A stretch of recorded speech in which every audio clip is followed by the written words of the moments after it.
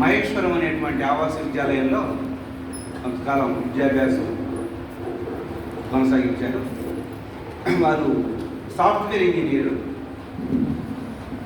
మన సరస్వతి శిశు మందిర్ పార్వంత పాఠశాల ఉన్నత పాఠశాల యొక్క అధ్యక్షులుగా వారు సేవలు అందిస్తున్నారు.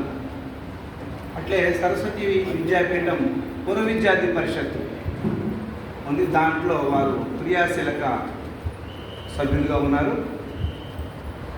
అనేక సంవత్సరాలుగా వారు మన శ్రీ విద్యారణ్య ఇంటర్నేషనల్ స్కూల్, అదేవిధంగా నాదర్గుల్ సిబిఎస్ఈ స్కూల్ ఏదైతే ఉందో ఆ రెండు పాఠశాలకి ముఖ్యంగా డిజైన్ దగ్గర నుంచి తర్వాత ఈ కరికులం తయారు చేయడంలో అనేక విషయాల్లో బాగా సహకరించి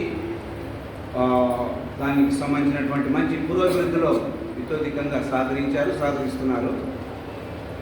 పార్వంత శిశు మందిర్ పాఠశాలని వారు చాలా చక్కగా ఉత్తమ స్థాయిలో ఇన్ఫ్రాస్ట్రక్చర్ డెవలప్ చేశారు, మంచి నిర్మాణాలు చేశారు. పాఠశాల యొక్క సంఖ్య కూడా మంచిగా డెవలప్ అవుతుంది, వికాసం కూడా బాగా జరుగుతుంది. దాని యొక్క పాఠశాల ప్రత్యేకంగా వారు హైదరాబాద్లో ఉంటూ కూడా ఆ పార్లమెంట్ పాఠశాలకి నెలలో కనీసం 2-3 పర్యాలైనా వెళ్ళి పాఠశాల యొక్క విస్తరణ వికాసానికి సంబంధించినటువంటి ఆలోచన చేస్తున్నారు. వారిని వచ్చినటువంటి అతిథిని పరిచయం చేయవలసిందిగా కోరుతున్నాను.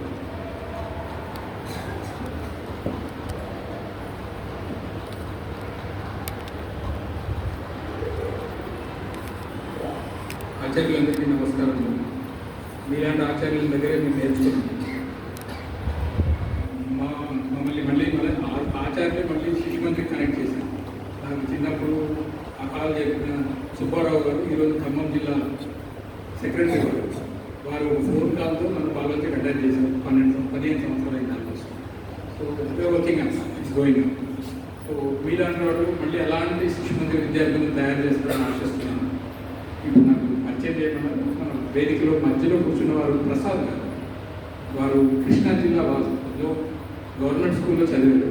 ఆ తర్వాత ఇంజనీరింగ్ చేసి హైదరాబాద్లో, వైజాగ్లో, విజయవాడలో ఉద్యోగం చేసిన తర్వాత అమెరికా వెళ్ళారు. 30 years అమెరికాలో ఉన్నారు. మరియు అక్కడ గవర్నమెంట్ డిపార్ట్మెంట్కి సెక్యూరిటీ ఆఫీసర్గా, సాఫ్ట్వేర్ సంబంధించిన సెక్యూరిటీ ఆఫీసర్, దానికి ఇన్ఛార్జ్గా పనిచేశారు. వాళ్ళు వెనక్కి వచ్చేసారు ఇండియాకి.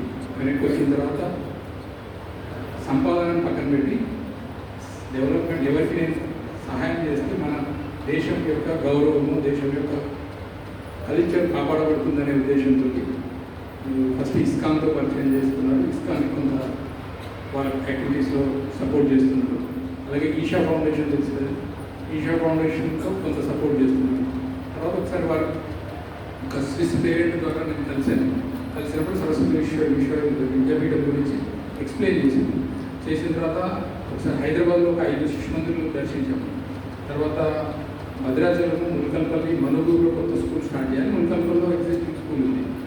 వాటి గురించి అలాగే ఏకల్ విద్యాలయాసరి మనం ఒక ప్రోగ్రామ్ నడిపిస్తాం. సింగిల్ టీచర్ స్కూల్స్ రిమోట్ ప్లేసెస్లో 2 hours సంస్కారం నేర్పిస్తాం.